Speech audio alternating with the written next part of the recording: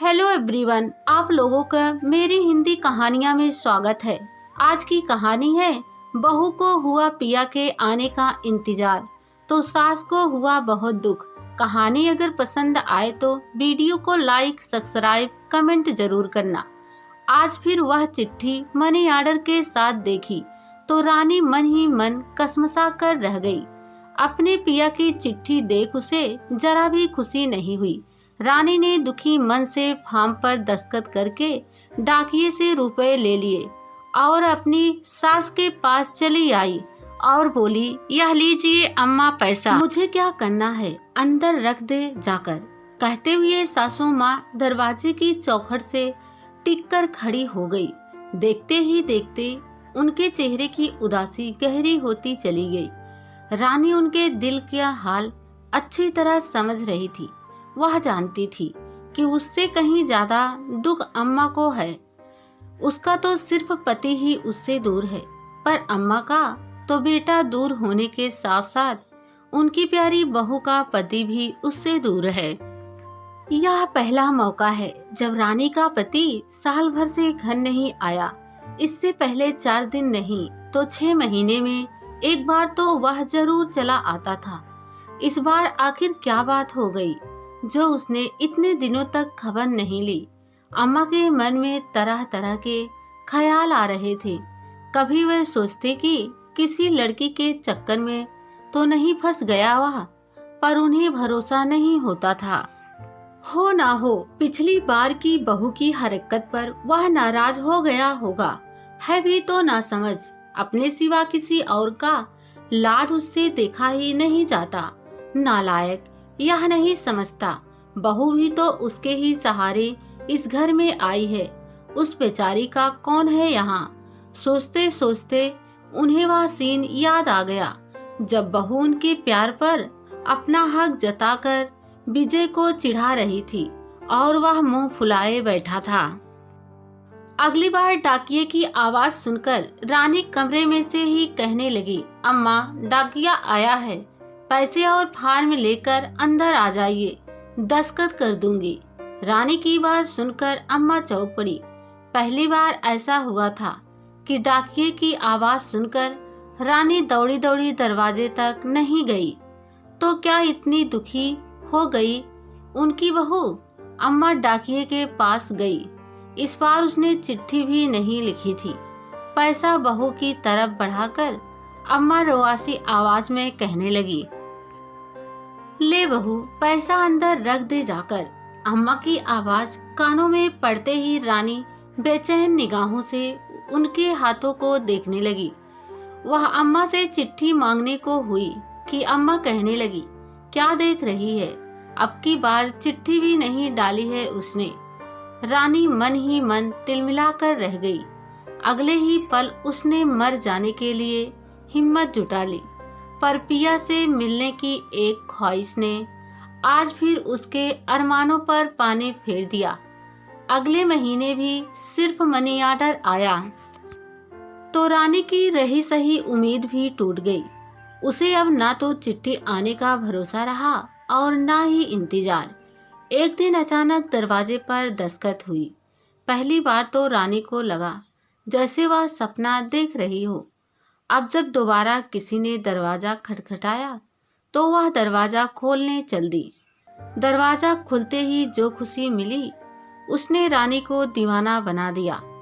वह चुपचाप खड़ी होकर अपने साजन को ऐसे ताकती रह गई मानो सपना समझकर हमेशा के लिए उसे अपनी निगाहों में कैद कर लेना चाहती हो। विजय घर के अंदर चला आया और रानी आने वाले दिनों के लिए ढेर सारी खुशियां सहेजने को संभल भी ना पाई थी कि अम्मा की चीखों ने उसके दिलो दिमाग में हलचल मचा दी। अम्मा गुस्सा होते हुए अपने बेटे पर चिल्लाए जा रही थी, क्यों आया है, तेरे बिना हम मर नहीं जाते। क्या बात है अम्मा। रानी को अपने पिया की आवाज सुनाई दी। पैसा भेजकर एहसान कर रहा था हम पर, क्या हम पैसे के भूखे हैं। अम्मा की आवाज में गुस्सा लगातार बढ़ता जा रहा था। क्या बात हो गई, आखिर विजय गंभीर होकर पूछ ही बैठा, बहू तेरा पति पूछ रहा है कि बात क्या हो गई। 2 महीने से बराबर खाली पैसा भेजता रहता है। अपनी खैर खबर की छोटी सी एक चिट्ठी भी लिखना इसके लिए सिर का बोझ बन गया और पूछता है कि क्या बात हो गई। विजय बिगड़कर कहने लगा, नहीं भेजी चिट्ठी तो कौन सी आफत आ गई। तुम्हारी लाडली तो तुम्हारे पास है, फिर मेरी फिक्र करने की क्या जरूरत पड़ी। रानी अपने पति के ये शब्द सुनकर चौंक गई। शब्द नए नहीं थे, नई थी उनके सहारे उस पर बरस पड़ी नफरत। वह नफरत जिसके बारे में उसने सपने में भी नहीं सोचा था। रानी अच्छी तरह समझ गई कि यह सब उन अटखेलियों का ही नतीजा है जिनमें वह इन्हें अम्मा के प्यार पर अपना ज्यादा हक जताकर चिढ़ाती रही है, अपने पिया को सताती रही है। इसमें कसूर सिर्फ रानी का ही नहीं है, अम्मा का भी तो है, जिन्होंने उसे इतना प्यार किया। जब वह जानती थी अपने बेटे को, तो क्यों किया उससे इतना प्यार। उसे इस बात का एहसास नहीं होने दिया कि वह इस घर की बेटी नहीं बहू है। अम्मा रानी का पक्ष ले रही है, यह भी गनीमत ही है, वरना वह भी उसका साथ ना दे तो वह क्या कर लेगी। इस समय तो अम्मा का साथ देना ही बहुत जरूरी है। अम्मा अभी भी अपने बेटे से लड़े जा रही थी।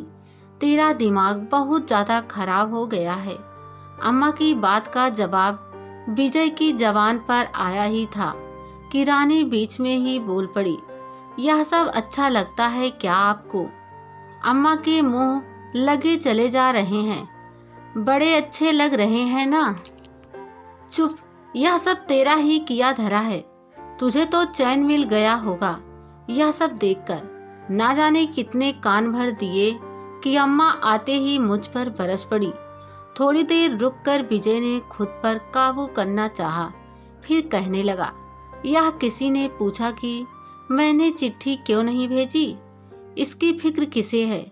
अम्मा पर तो बस तेरा ही जादू चढ़ा है। हाँ, मेरा जादू चढ़ा तो है, पर मैं क्या करूं? मुझे मार डालो तब ठीक रहेगा। मुझसे तुम्हें छुटकारा मिल जाएगा और मुझे तुम्हारे बिना जीने से। अब जाकर अम्मा का माथा ठनका। आज उनके बच्चों की लड़ाई बच्चों का खेल नहीं थी।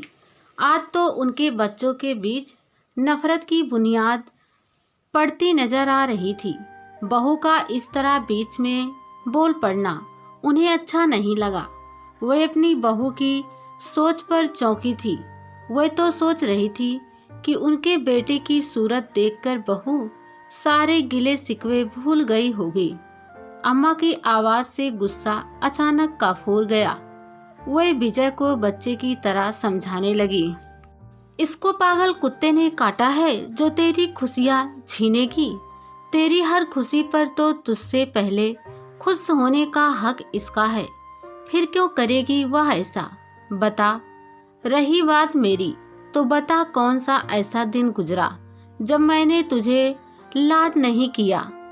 आज ही देखो ना, यह तो किसी ने पूछा नहीं कि हालचाल कैसा है, कितना कमजोर कैसे हो गया तू। तुमको इसकी फिक्र ही कहाँ है? फिक्र तो इस बात की है कि मैंने चिट्ठी क्यों नहीं डाली। विजय बोला। अम्मा पर मानो आसमान फट पड़ा। आज उनकी सारी ममता अपराधी बनकर उनके सामने खड़ी हो गई। आज यह हुआ क्या, उनकी समझ में कुछ ना आया। अम्मा चुपचाप विजय का चेहरा निहारने लगी। कुछ कह ही ना सकी, पर रानी चुप ना रही। उसने दौड़कर अपने विजय का हाथ पकड़ लिया और पूछने लगी, बोलो ना, क्या हुआ? तुम बताते क्यों नहीं हो? मैं 2 महीने से बीमार था। लोगों से कहकर जैसे तैसे मनी ऑर्डर तो करा दिया, पर चिट्ठी नहीं भेज सका। बस यही एक गुनाह हो गया।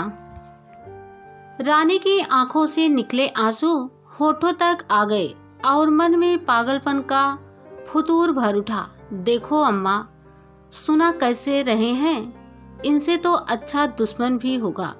मैं बच्ची नहीं हूँ। अच्छी तरह जानती हूँ कि भेजना चाहते तो एक नहीं 10 चिट्ठियाँ भेज सकते थे। नहीं भेजते तो किसी से बीमारी की खबर ही करा देते। पर क्यों करते ऐसा? तुम कितनी ही पीछा छुड़ाओ, मैं तुम्हारा पीछा नहीं छोड़ने वाली। अम्मा चौंक कर अपनी बहू की बौखलाहट देखती रह गई। फिर बोली, क्या पागल हो गई है बहू? पागल ही हो जाऊं अम्मा तब भी तो ठीक है, कहते हुए बिलख कर रो पड़ी रानी। और फिर कहने लगी, पागल होकर तो इन्हें अपने प्यार का एहसास कराना आसान होगा। किसी तरह से रोकर गाकर और नाच नाच कर इन्हें अपने जाल में फंसा ही लूंगी। कम से कम मेरा समझदार होना तो आड़े नहीं आएगा। कहते कहते रानी का गला भर आया। विजय आज अपनी बीवी का नया रूप देख रहा था। अब गिले शिकवे मिटाने की फुर्सत किसे थी? रानी पति के आने की खुशियां मनाने में जुट गई। अम्मा भी अपना सारा दर्द समेटकर फिर अपने बच्चों से प्यार करने के सपने सजोने लगी थी।